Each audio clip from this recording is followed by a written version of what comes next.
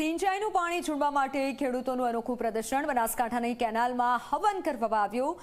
Minor અને branch કેનાલમાં પાણી છોડવા માટે અરજી કરાઈ છે। થરાદના પૂર્વ એમએલએ ગુલાબસિંહ રાજપૂત જોડાયા।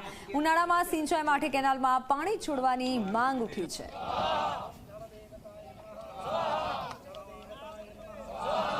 પહોંચ્યા હતા એમ વાયુ વેગે ભગવાન હનુમાનજી મહારાજ ઘણો મોટો પેટ કન્યા છે। ખેડૂતોને માલ ખૂબ છે, પશુધન છે અને વ્યવસાય એમને પશુનો છે એટલે ઘાસની ખૂબ અછત છે। અછતને લીધે ખેડૂતોએ પેટ કન્યા સરકારે એવો કીધો હોત કે અમે પાણી હાલવાના નથી તો અહીંયા અઠવાડિયે પૂરતું પાણી શું કામ ચાલુ કરવું પડ્યું? ખેડૂતોને નર્દન કરવા સારું પાણી ચાલુ કર્યું। આમાં કોઈ કોંગ્રેસ ભાજપ કોઈ પક્ષ નથી, ખાલી એક જ ખેડૂત અને ખેડૂતની વેદના છે।